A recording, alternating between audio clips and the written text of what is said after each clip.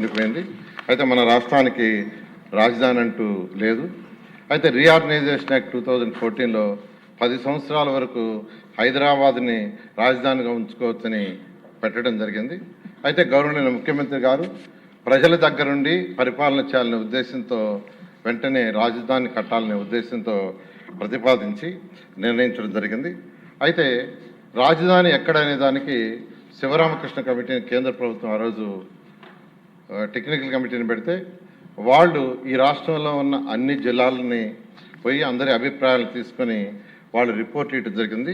ఆ రిపోర్ట్లో ముఖ్యంగా అనేక మార్గాల్లో వాళ్ళు తీసుకున్న రిపోర్ట్లో 5,380 మంది దగ్గర అభిప్రాయం సేకరిస్తే ఈ అభిప్రాయంలో ఎక్కువ మంది అంటే 11,156 మంది విజయవాడ గుంటూరు మధ్య క్యాపిటల్ సిటీ ఉంటే బాగుంటుందని ఇవ్వటం, విజయవాడ దగ్గర 663 మంది, విశాఖపట్నం దగ్గర 507, గుంటూరు దగ్గర 372, కర్నూలు 360, ఒంగోలు 265, రాజమండ్రి 139, తిరుపతి 113, దొనకొండ 116 మంది, మిగిలిన డిఫరెంట్ ప్లేసుల్లో 1037 మంది అభిప్రాయం వెలువిచ్చారు. అధ్యక్ష, ఎక్కువ మంది వెలుగుచ్చింది విజయవాడ గుంటూరు మధ్య క్యాపిటల్ సిటీ ఉండాలని నిర్ణయించడం. అయితే శివరామకృష్ణ కమిటీ రాష్ట్ర ప్రభుత్వాన్ని నిర్ణయించుకుని ఫైనల్గా దాంట్లో చెప్పడం, గౌరవనీయ ముఖ్యమంత్రి గారు అన్నీ ఆలోచించి రోడ్డు మార్గము, రైలు మార్గము, విమాన మార్గాలు, అదేవిధంగా ఓడరేవులు దగ్గరగా ఉండేటట్టుగా,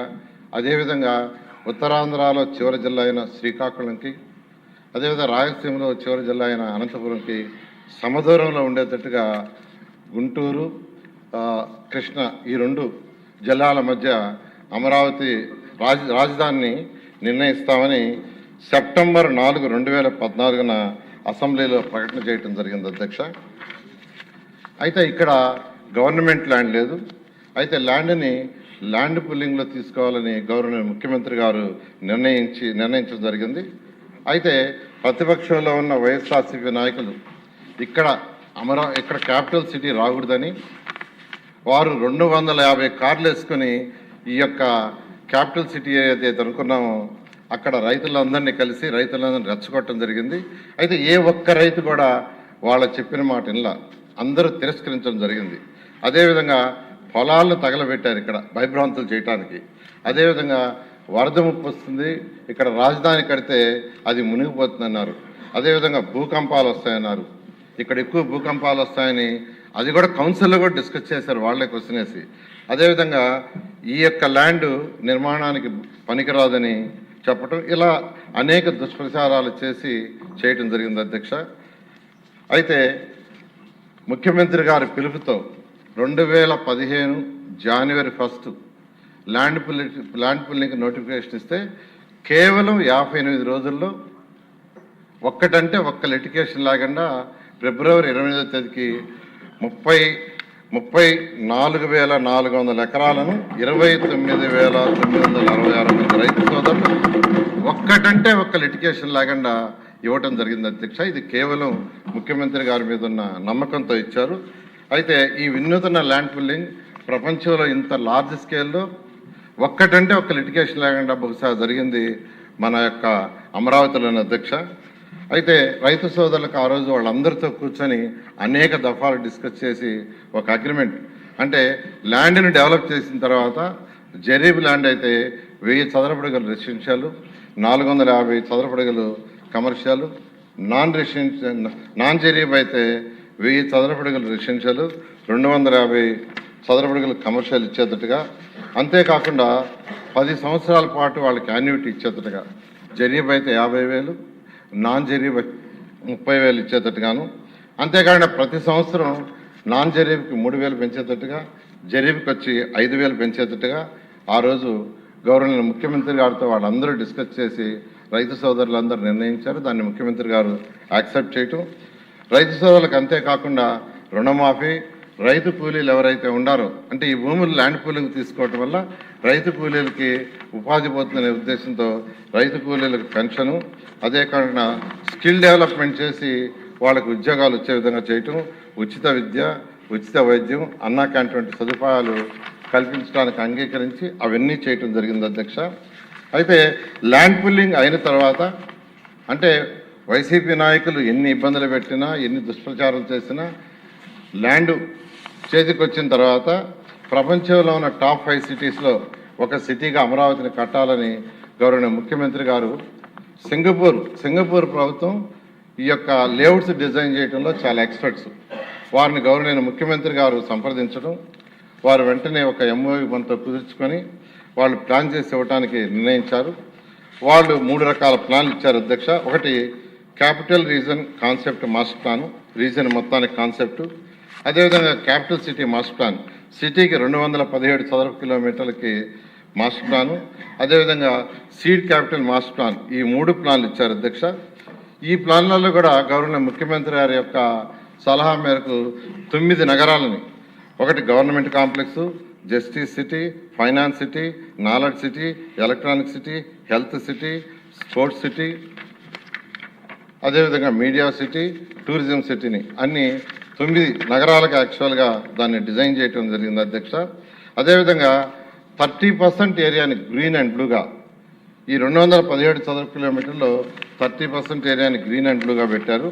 ఆ విధంగా యాక్చువల్గా ఈ యొక్క ప్లాన్ని వాళ్ళు ఇవ్వటం జరిగింది అధ్యక్ష.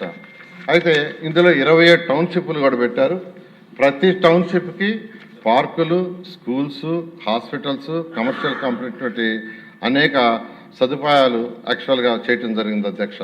అదేవిధంగా ఐకానిక్ బిల్డింగ్స్ కట్టాలనే ఉద్దేశంతో ప్రపంచంలో టాప్ 10లో ఒకరైన నార్మన్ ఫాస్ట్ అనే ఆర్కిటెక్చర్స్ని యాక్చువల్గా సెలెక్ట్ చేయటం జరిగింది అధ్యక్ష. ఇవన్నీ అయిన తర్వాత అమరావతి నిర్మాణం కోసంగా 41,170 కోట్లతో 2014-19లో టెండర్లు పిలవటం జరిగింది అధ్యక్ష. ఇందులో 350 కిలోమీటర్ల ట్రంక్ రోడ్స్, 1500 కిలోమీటర్ల లేఅవుట్స్ రోడ్స్. అయితే ఈ యొక్క ఏదైతే ఇక్కడ మనం లేఅవుట్స్ రోడ్స్ వేస్తున్నామో అవి ఇంటర్నేషనల్ స్టాండర్డ్లో ఉండాలని గవర్నర్ ముఖ్యమంత్రి గారు చెప్పటం, దాంతో యూజీడీ టోటల్ సిటీకి 217 చదరపు కిలోమీటర్లకి UGD, water lines, electrical ducts, భూమి లోపల ఎలక్ట్రికల్ లైన్స్ ఉండాలి, ఓపెన్గా ఉండకూడదని గవర్నర్ ముఖ్యమంత్రి గారు ఇచ్చిన డైరెక్షన్తో చేయడం జరిగింది అధ్యక్ష. అదేవిధంగా ఐసీటీ లైన్స్ కూడా భూమి లోపల వేయటం జరిగింది. ఫుట్పాత్లు, సైకిల్ పాత్లు, అదేవిధంగా బీఆర్టీఎస్ రోడ్లు, ఇవన్నీ యాక్చువల్గా ఇవన్నీ డిజైన్ చేయడం జరిగింది అధ్యక్ష. అదేవిధంగా అడ్మినిస్ట్రేటివ్ కోసంగా 5 ఐకానిక్ బిల్డింగ్స్ని 40 అంతస్తులు, 45 అంతస్తులు రాష్ట్రంలో ప్రజలకి పరిపాలన సులువు చేయాలి. ఎవరైనా పనుండి ఒక మంత్రి దగ్గరికి వస్తే మళ్ళీ ఒక దగ్గర మంత్రి గారు ఉంటే వారిని కలవటం, సెక్రటరీ ఇంకో దగ్గర ఉంటే కలవటం, హెచ్ఓడి ఇంకో దగ్గర ఉంటే కలవటం, ఇదంతా ఇబ్బంది అవుతుంది.